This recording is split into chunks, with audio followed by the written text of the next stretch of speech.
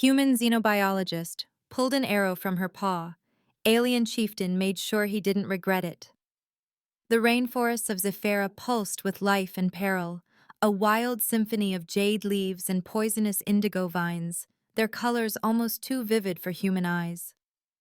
For Dr. Marcus Hale, a xenobiologist banished from his homeworld's academia, this untamed world was both refuge and obsession. Each morning, he woke to the warbling calls of unseen avians and the constant electric hum of insects.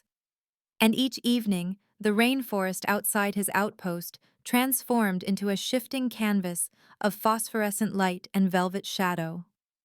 Inside the sterile walls of Station Epsilon, Marcus moved with careful precision. His only companion, the station's AI, Lyra, inhabited every panel and circuit, her voice smooth and toneless as she monitored the perimeter and catalogued his findings. "You are overdue to submit your field notes, Dr. Hale," Lyra reminded him, the words echoing in the glass-walled lab.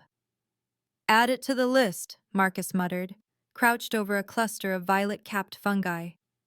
He scraped a sliver into a sample vial, watching as the spores shimmered under the microprobe. The hallucinogenic properties of the Zephyran fungi fascinated him. He had already filled 2 logbooks with sketches and notes. But the thrill of discovery always warred with the awareness that this was exile. He was a ghost here, a name blacklisted across worlds, surviving on the edge of everything he once knew. The station's alert klaxon shattered his focus. Lyra's tone sharpened. "Attention, Marcus. Surveillance drone Beta 9 has detected a top-tier organism. Status: deceased. Distance: approximately 6 kilometers east." Marcus straightened, heart racing.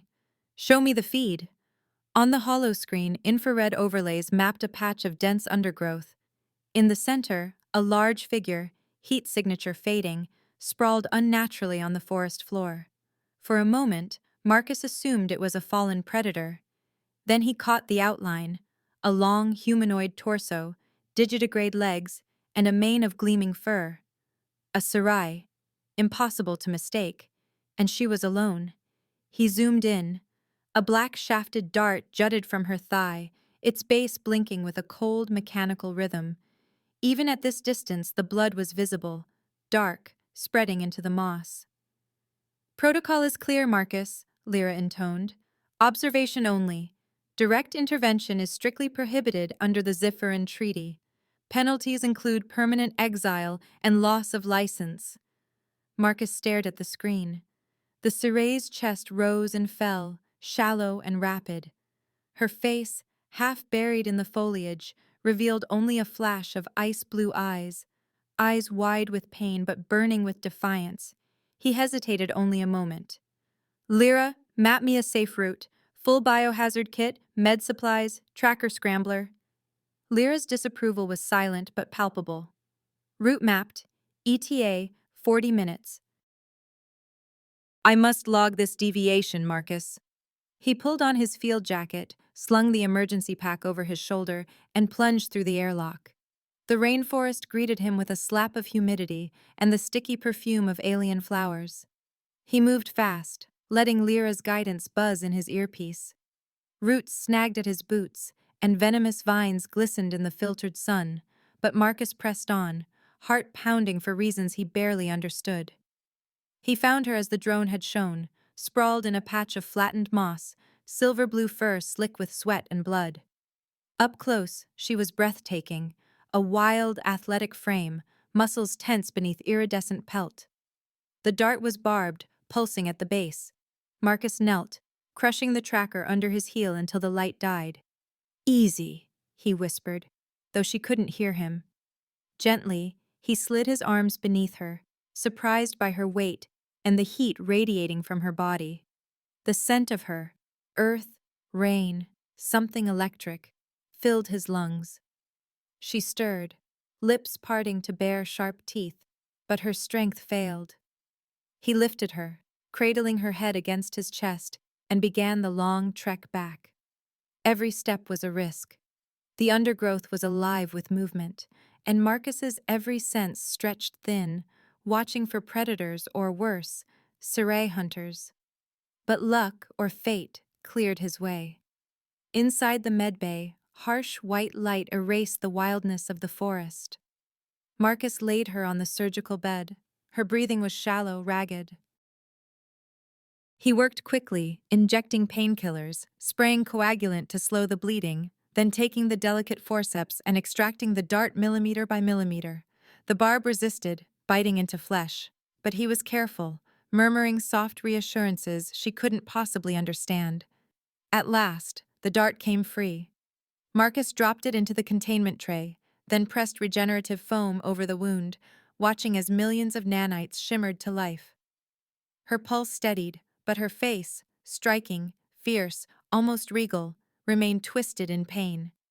He wiped sweat from his brow, adrenaline fading into dread. What had he done? There was no taking this back. "Vitals stabilizing," Lyra reported, her voice low. "You have assumed full responsibility, Marcus." He nodded grimly, unable to look away from the Serai. "I know." Time blurred as he monitored her, patching wounds and cleaning blood from silvered fur. At last, her chest rose in a deep, shuddering breath. Her eyes snapped open, blue and cold as glacial water. In one motion, she snarled and launched herself from the bed, moving with feline grace despite the wound. The next second, her injured leg buckled. She collapsed, catching herself on the edge of a medical tray. Marcus held his hands out, palms up. "Wait! You're safe! Hurt! I help!" He spoke slowly, unsure if the words would mean anything. Lyra's translation, halting and mechanical, echoed from the wall speaker. "Safe, hurt. I help." The Serai, Celia, glared at him with raw suspicion, claws flexing. She limped to the far wall, circling like a caged animal, her gaze never leaving Marcus. He set a tray of nutrient paste and water nearby, stepping back to give her space. She looked at the food, then flicked it aside with a dismissive swipe, baring her teeth again. A tense stalemate settled between them, hunter and healer, prisoner and savior, each waiting for the other to move. Days passed in uneasy silence. Marcus moved through the routines of survival and science with Celia's presence shadowing every moment, a constant prickling awareness in the back of his mind. He left meals and water by the medbay door, never venturing in while she was awake. Each time he returned, the tray was empty, but he never saw her eat. Instead, he heard the restless pacing, the quiet scrape of claws on composite flooring, and the occasional low, warning growl that vibrated through the air like a distant storm. He tried to focus on his research, dictating field notes to Lyra and running analyses on the fungal samples. Yet his gaze wandered to the corridor, to the sliver of shadow that marked the medbay door. Sometimes, as he carefully spliced a sample beneath the microscope, he would sense her watching. He caught glimpses, her silver-blue form hovering in the threshold, eyes glinting, her posture wary but no longer overtly hostile. The bruised suspicion that had once twisted her features began, bit by bit, to ease into curiosity. One afternoon, as Marcus calibrated the spectrometer, he noticed Celia standing in the doorway, shoulders squared and gaze unblinking. He looked up, pausing his work.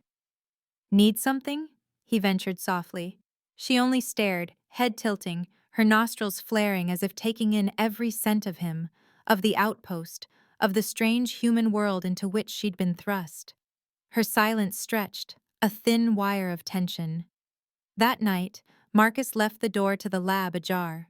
He pretended not to watch as Celia crept in, circling the room, brushing curious fingertips across the equipment. She trailed her claws along the edge of the hollow table, studied the hum of power in the walls, and examined the shelves of vials and notes. Marcus let her, careful not to startle her, and returned to his work, feigning indifference even as his pulse hammered. Gradually, the rhythm of their cohabitation settled.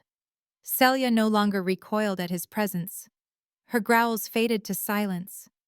She lingered in doorways, sometimes approaching close enough that Marcus could feel the heat of her body. Still, She never spoke, and the air between them crackled with unasked questions.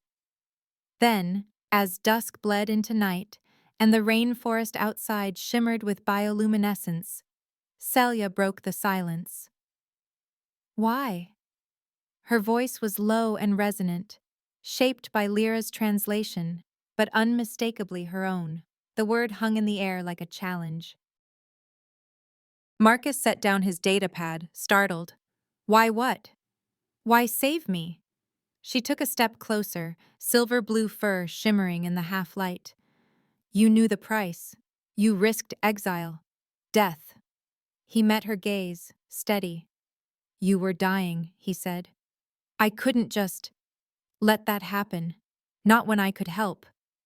Celia circled him, each step deliberate, measuring. My life was claimed by the forest, she said, voice steady but brittle. You took it back. Now it is tied to yours until the balance is restored. He shook his head, uneasy. I didn't do it for a debt. I want nothing from you.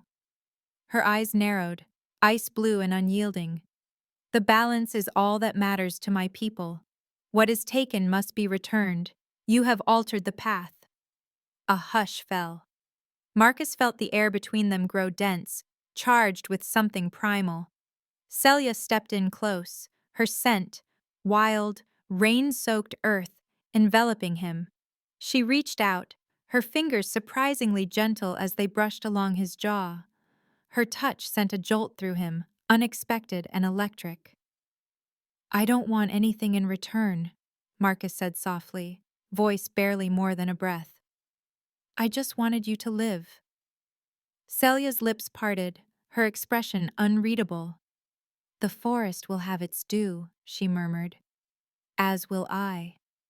Before Marcus could reply, the outpost's alarm blared, a shrill, keening sound that made his skin prickle. Lyra's voice snapped through the speakers, taut with urgency. External sensors triggered, multiple hostiles approaching. Sirre signatures confirmed. Marcus rushed to the nearest screen. Through the flicker of security feeds, he saw them. Sirre warriors, lean and fierce, emerging from the tangled undergrowth. At their head strode a towering male, his markings a bold sweep of indigo across broad shoulders and a mane of midnight fur. Celia's demeanor changed instantly. Her voice was ice. Tauren, my intended mate. The words were heavy, bitter. Marcus's mind reeled. The tracker dart. It was a trap. He wanted you dead. Celia nodded, her jaw clenched. He seeks power. My blood would clear his path. Outside, Tauren's voice rang out in the guttural musical cadence of the Sirre. Lyra translated in a flat monotone. Celia is tainted by human touch. She is lost. Destroy them both. The warriors advanced, weapons drawn. Marcus's hands flew across the console. Lyra, reroute all power to the shield grid. Lock down the outpost. Alarms flashed as the defensive barriers surged to life, humming with energy. Celia moved to his side, her claws flexed and ready. They will not stop, she growled. Tauren commands their loyalty. Marcus's mind raced. Lyra, deploy synthesized pheromones. Code Delta. Flood the perimeter. With a hiss, vents released a cloud of engineered scent, designed to mimic the Sirre's alarm and confusion signals. Outside, the warriors faltered, some spinning in disarray, but Tauren roared, rallying them. The outpost shuddered as impacts hammered against the shield. Lyra, overload the botanical lamps, Marcus barked. Max intensity, now. White light blazed from every window, searing the rainforest night. The Sirre recoiled, their night-adapted eyes dazzled. We have to move! Marcus grabbed Celia's hand. The shields won't hold. She didn't hesitate. Together, they sprinted through a maintenance hatch as the power grid began to fail. The forest swallowed them, thick with glowing mists and the pulse of unseen life. Celia led, swift and silent, weaving through hidden trails and sliding beneath tangled roots. The roar of pursuit faded behind them as she guided Marcus deeper into the heart of Zephyra. Branches whipped at Marcus's face. He stumbled once, nearly falling, but Celia caught his arm, steadying him with surprising gentleness. "Not far," she murmured. "Trust me." They reached a waterfall, thunderous and silver in the moonlight. Celia ducked behind the curtain of water, revealing a hidden cave slick with moss and warm with the breath of the earth. Inside, shadows danced along the stone walls, and the world outside faded to a distant, muffled roar. They collapsed together, lungs burning, bodies pressed close on the cool stone. Marcus's heart hammered in his chest, adrenaline giving way to exhaustion. He touched his cheek, feeling the sting where a branch had cut him. Celia noticed, her gaze softening. She leaned in, brushing her thumb over the scratch. "You bleed," she murmured, her voice low and rough. "It's nothing," Marcus said, shrugging off the pain. "Just a scratch." But Celia was unyielding. "You fought for me, against my own. You risked your life." He tried to laugh, but it caught in his throat. "What else could I do?" She studied him for a long moment, eyes luminous in the half-light. Then the tension snapped. She leaned in, claiming his lips in a fierce, urgent kiss. Her body pressed to his, strong and unyielding, yet impossibly gentle. The cave echoed with her low, rumbling purr. As their barriers dissolved, fear and anger giving way to something raw and undeniable. For a moment, they were simply two beings, lost and found, tangled together against the darkness beyond. In the days that followed, Marcus and Celia became partners in survival. The world beyond the waterfall grew both vaster and smaller as they learned each other's rhythms, finding a fierce comfort in shared danger. Each dawn, the jungle's chorus roused them, and together they planned the day's moves with hushed voices and quick, conspiratorial smiles. Marcus showed her how to knot razor leaf into almost invisible snares, his hands deft as he demonstrated the loop and tension. "See this?" he murmured, guiding her fingers. "The trick is to anchor it just right. When something steps here," he pressed, and the noose snapped tight. Celia's eyes gleamed. "Clever. Human traps catch with mind, not just muscle." She practiced, her claws slicing vines and twigs, adapting his technique with feline precision. They foraged through dripping undergrowth, Marcus identifying edible fungi and warning, "Not that one, the cap is too bright. It'll shut your lungs in a minute." Celia snorted, pointing to a cluster he'd missed. "But these are safe. See the black ring? It marks the friend, not the foe." She taught him to taste the air, to listen for the restless clicks and hisses that signaled a predator's approach. Night after night, Marcus studied the constellations through the shifting canopy, showing Celia how to navigate by the stars. "That's the hunter's arc," he said, tracing the pattern overhead. "Follow it, and you'll always find east." Celia, in turn, taught him the silent language of the forest, how to read broken stems, subtle claw marks, and the language of wind through leaves. He moved quieter now, learning to melt into the green shadows with her. Days blurred into nights. Their cavern sanctuary, hidden by a curtain of vines, became their home. Moss and lichen made a soft bed, and the scent of earth and rain soaked into their skin. Their love was wild and intense, each touch a promise, each glance a question and an answer both. Some evenings, after the adrenaline of a narrow escape, Celia would curl beside him, tracing the lines of his hands, her claws gentle against his palm. "You're strange," she murmured, voice thick with wonder. "And clever. I never imagined a mind could be so quick, so open." Marcus laughed, pressing his lips to her brow. "You make me better, stronger. I was lost before I found you." Celia shivered, her voice low and reverent. "For me, closeness is sacred, shared only with a true partner. You've shown me a new kind of strength." Her words trembled with feeling, wrapping around him as surely as her arms. Their bond deepened from urgent passion into something more, trust, and the quiet certainty that they could face anything together. After a week, Celia rose with purpose in her eyes. "It's time," she declared. "I will not hide while Torin poisons my name. His warriors are scattered, afraid. Now we take back what was stolen." Marcus nodded, heart pounding. "What do we do?" "We haunt them," Celia replied, her grin wolfish. "Ghosts in their jungle. Let them fear the shadows." They became phantoms, striking with speed and precision, never seen, only felt. Marcus's snares tripped unwary Circe, leaving them dangling from branches, marked with streaks of red mud, a sign of disgrace among Celia's people. Celia led silent raids, slashing war banners, spreading powder that made Torin's warriors itch and snarl, forcing them to retreat in humiliation. One morning, they crept to the edge of a Sirai encampment. Marcus scattered a line of hallucinogenic spores, and the warriors stumbled in confusion, fleeing from phantom threats. Celia marked the camp's leader with a sigil of shame, painted across his chest while he slept. With each victory, Celia's confidence returned. She moved with easy grace, her laughter bright and wild.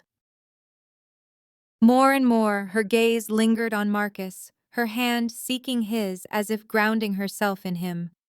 "When this ends," she promised one evening, her voice rough with emotion, "the balance will be restored, but my choice will remain." Her hand curled around his, talons careful not to break the skin. "You are my true partner." Rain hammered the canopy the day they tracked Torin and his last loyalists to the sacred council tree. The sky was a bruise, lightning splitting the clouds as thunder rolled overhead. The council tree loomed, its massive roots snaking through the earth like the bones of old gods. Celia stepped into the clearing, her head high, silver-blue fur slick with rain. Marcus followed at her side, senses sharp, a spore bomb clutched in his palm. Torin waited beneath the ancient branches, his loyalists fanned behind him. He towered over the others, indigo markings bold against his pelt, eyes burning with fury. He sneered. "You return, Celia, to beg for forgiveness, or to die with your human pet?"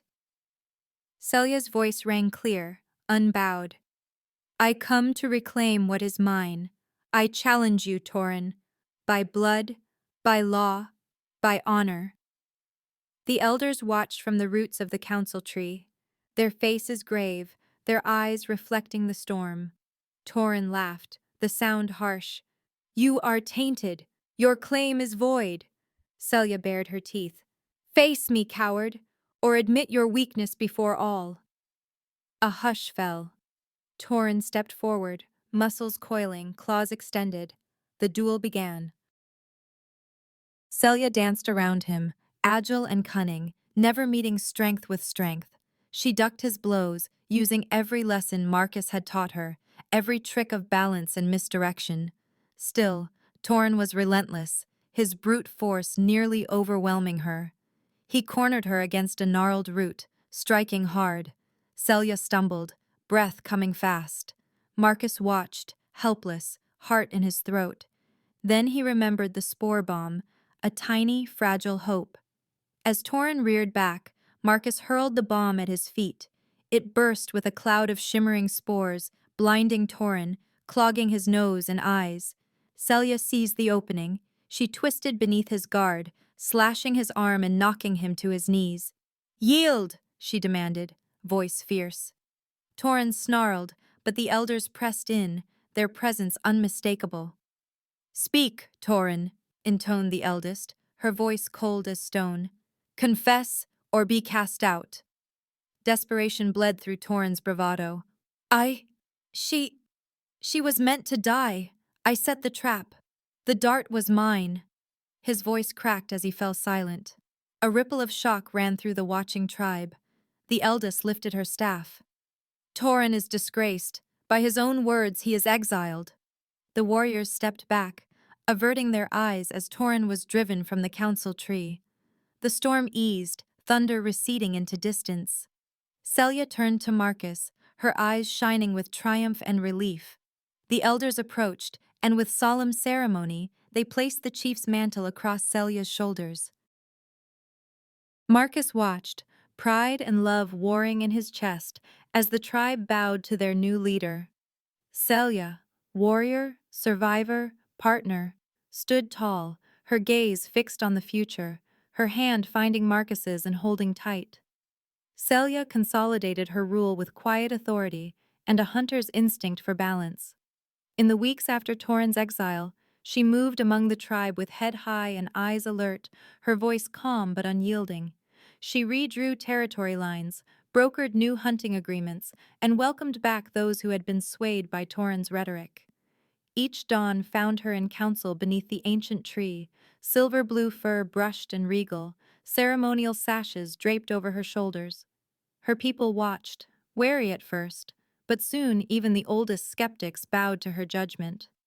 Marcus, though proud, felt more adrift with every passing day. He slipped between the roles of advisor, healer, and outsider. He helped Celia's people mend wounds, refine medicines, and interpret the subtle signs of weather and soil.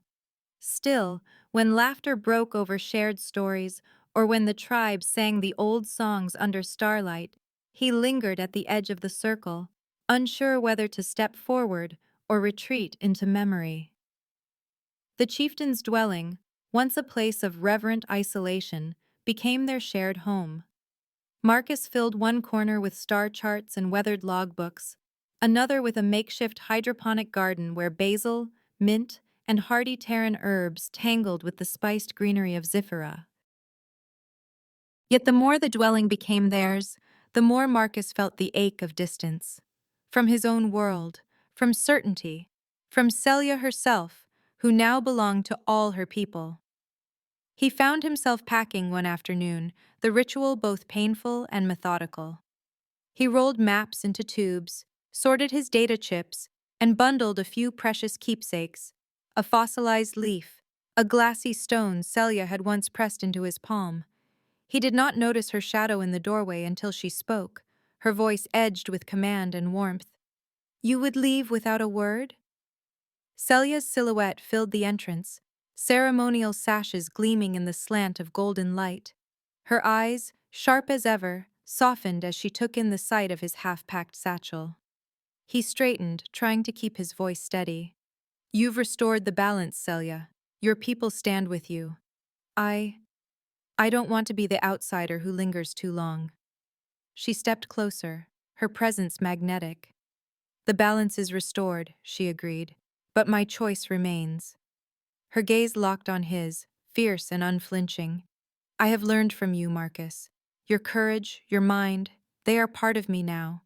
My people need your wisdom, and I need you." He let the bag fall from his hand. "I'm not sure I belong." She touched his face, thumb brushing his cheekbone. "Belonging is not given, it is claimed." That night, the tribe gathered in the firelit clearing to celebrate the turning of the season. Flames danced, casting wild shadows on painted faces and woven banners. Celia stood before her people, posture regal, voice ringing with authority. "I have claimed victory for our tribe," she declared, "but no hunter stands alone. Marcus Hale's courage and mind have become my strength. He has faced exile, peril, and the judgment of our laws, and he has prevailed. He is no longer outsider. Tonight I claim him as my mate." A hush rippled through the gathered Sirae. Eyes widened, a few jaws dropped. For a heartbeat, no one spoke. Then, one by one, heads bowed, some in respect, some in resignation. No one dared object. The firelight flickered over Marcus as he stepped forward, his hand finding Celia's. She squeezed, her touch a promise. Later, in the privacy of the chief's dwelling, Celia drew Marcus into her arms, her purr a deep, soothing thrum against his chest. The sashes slid from her shoulders as she pressed close, her breath warm at his ear. "Do you regret it, Marcus?" she asked, her voice a low whisper, equal parts playful and serious. He answered with a hungry kiss, one hand tangled in her mane, the other tracing the curve of her spine. She met him with a fierce urgency, bodies entwining in affirmation. Their barriers fell away, leaving only shared breath and promise. When at last she drew back, her eyes glowed in the moonlight. "You will never regret saving me," Celia vowed, brushing her lips against his. 2 years passed in the blink of an eye, each season layering new colors and scents onto the life they built together. The chieftain's home transformed, walls adorned with star maps and sketches of distant worlds, corners lush with hydroponic herbs. The air always seemed alive with the mingled fragrances of basil and ciré musk, a blend uniquely theirs. Celia grew into her leadership with a wisdom that awed even the oldest hunters. She led with fairness, never forgetting the lessons of pride and humility that had nearly torn the tribe apart. Disputes over land and water were settled with firm justice, and the children of the tribe flocked to her for stories of the forest's oldest spirits and the stars beyond. Marcus thrived in his new role as consort and advisor. He taught the tribe how to rotate crops to avoid blight, how to read weather patterns in the shifting clouds, and how to use Terran medical tools to ease suffering. He stood at Celia's side during council meetings, his voice steady as he translated complex ideas into the language of the Sirai.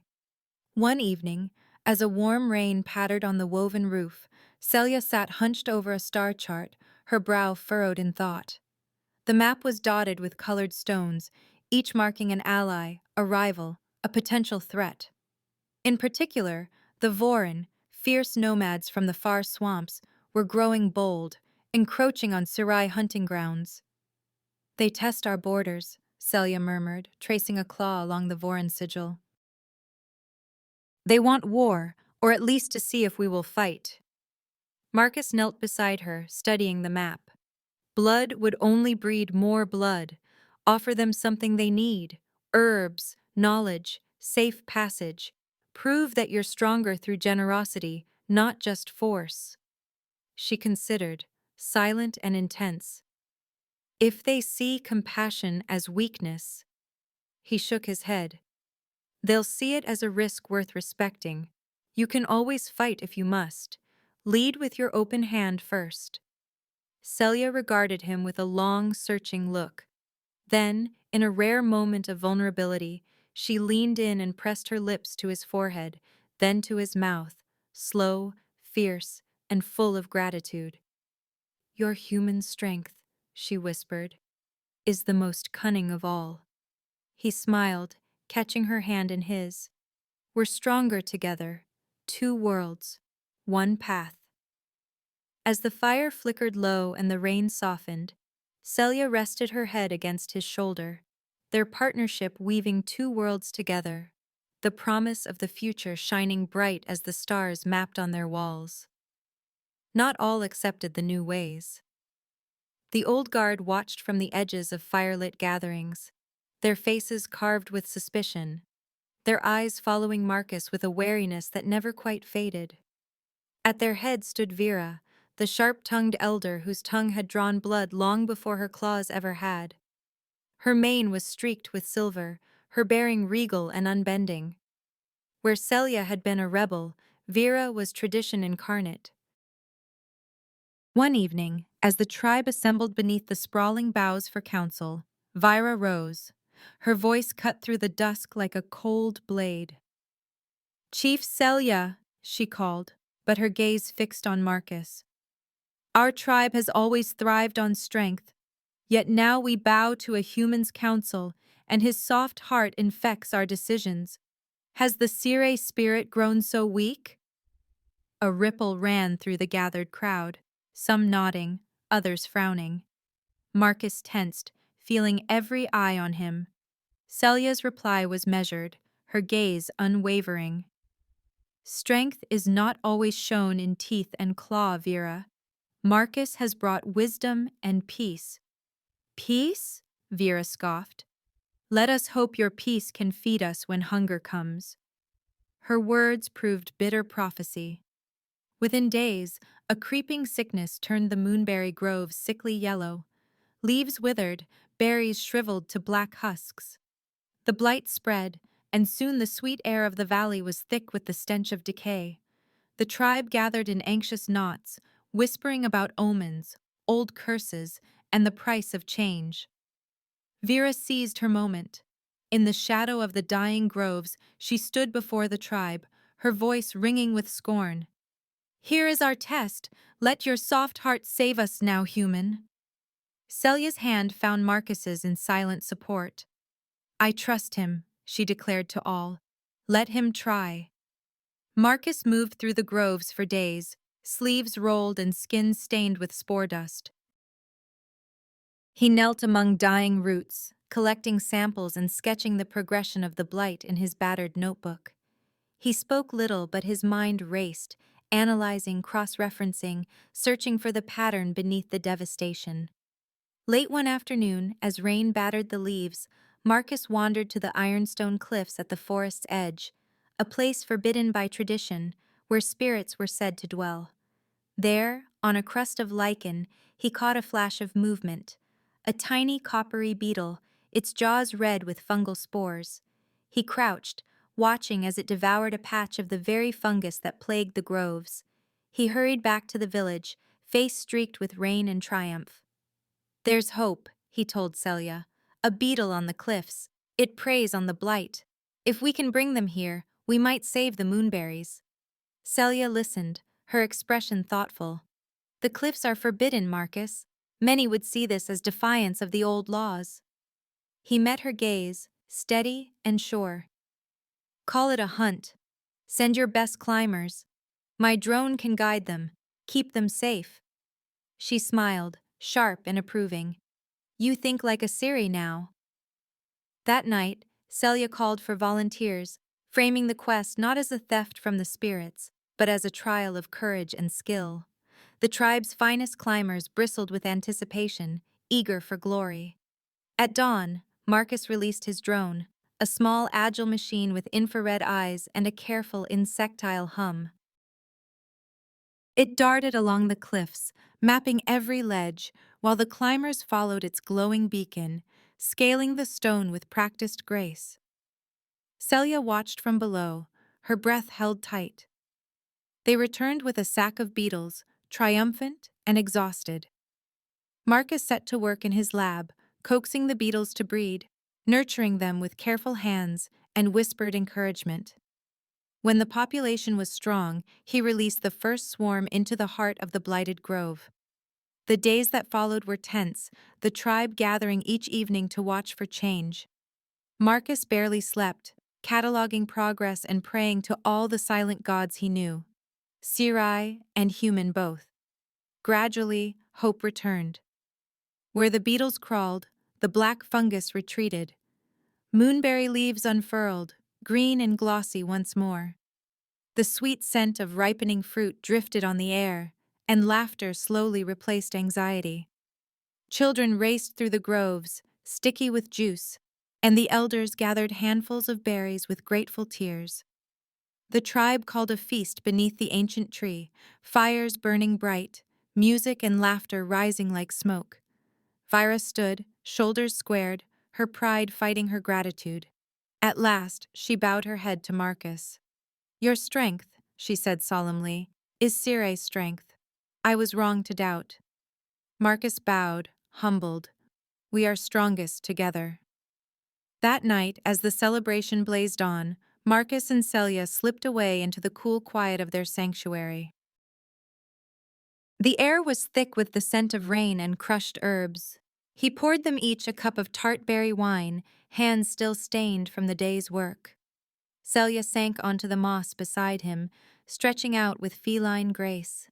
She watched him with eyes full of pride and hunger, the firelight gilding the silver in her fur.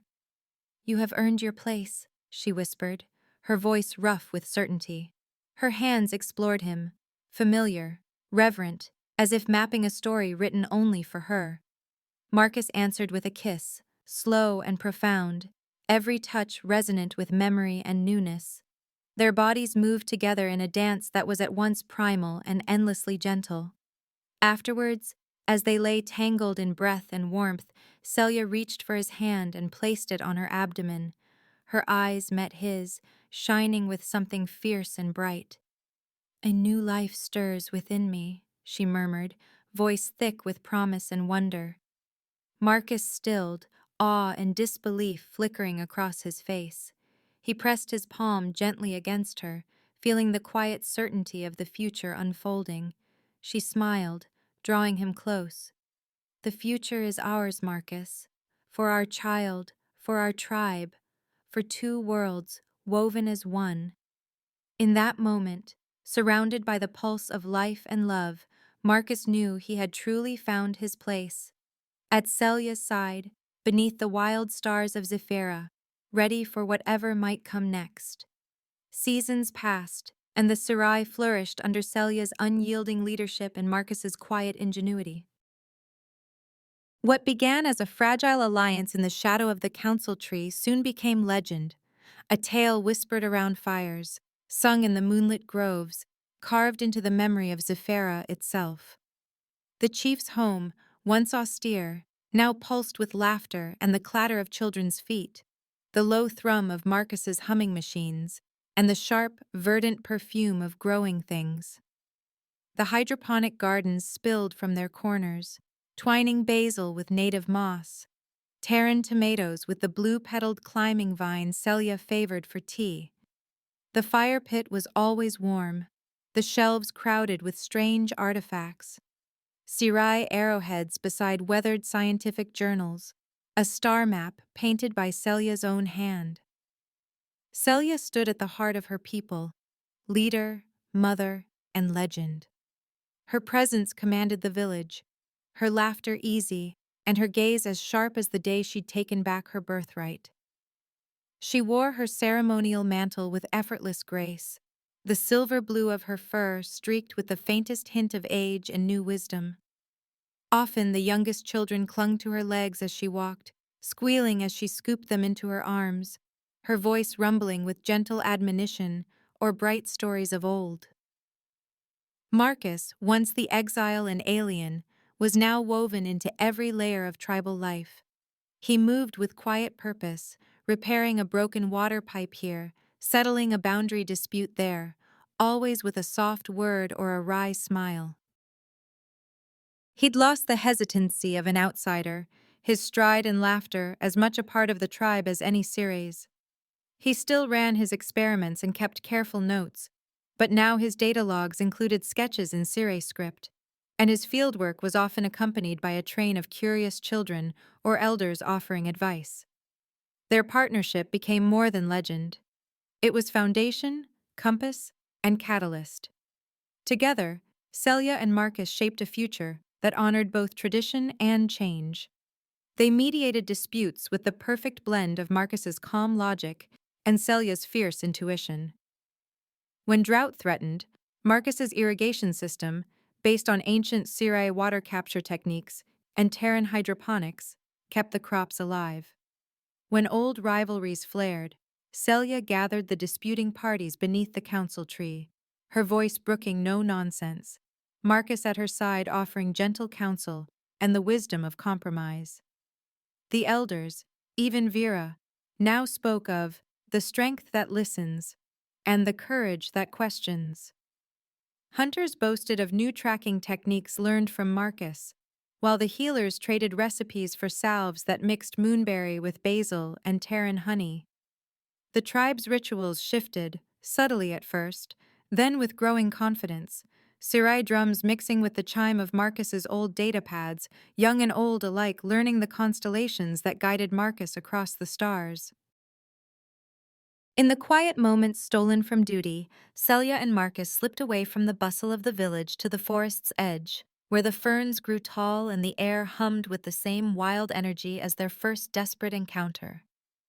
Their child, small, silver-furred, with bright, curious eyes, nestled between them, clutching a stick and babbling in a mix of Serai and Terran words. Celia leaned against Marcus, her purr a low, contented vibration, that still sent a thrill through him. She brushed her lips across his, the kiss both fierce and achingly tender, as if nothing and everything had changed. "You gave me back my life," she murmured, voice rich with memory and promise. "You gave me a new world." Marcus smiled, his fingers entwined with hers, the weight of their child warm and perfect in his arms. "And you gave me the stars. I never imagined I could find them here, on the ground, in your eyes, in this life." She laughed, quiet and wild, then rested her forehead against his. "You are the bravest of fools, Marcus Hale. The forest tried to claim me, and you defied it. Now we belong to each other." He turned, gazing out at the rainforest, the riot of color and sound a living testament to all they had fought for. "We belong to them too. All of us. Together." The child reached up, patting Marcus's cheek and giggling. Celia caught the small hand, pressing it to her lips. "This one will know both worlds. And every story the tribe tells will begin with us." At dusk, as the village celebrated the first harvest of the new season, Celia and Marcus returned, her arm around his waist, their child perched on his hip. The tribe greeted them with cheers and songs, the boundaries of old fears and old hatreds long since dissolved. Vera, seated in a place of honor, raised her cup in salute, her eyes shining with grudging respect and something like pride. As the fire crackled and voices lifted in harmony, Celia squeezed Marcus's hand. "Do you regret it? Any of it?" He shook his head, eyes bright with emotion. "Never. Not a single moment. Not even the worst ones. They led me here. To you. To this." Their love, once forbidden, now formed the foundation of a new era for the Sirai, a testament to the strength found in unity, in difference, and in the courage to bridge worlds. The rainforest hummed around them, ancient and eternal, bearing witness to the story of Marcus and Celia, a story that would never be forgotten. That's the end of the story. You can leave us a tip or become a channel member. This greatly helps our team improve the quality of our videos. You can send a tip using the Super Thanks button right below the video. We truly appreciate each and every one of you who has subscribed and supported us.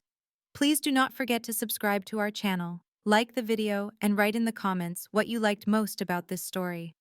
Our team will be very grateful to you. You can find even more fascinating stories on our channel. See you in the next video.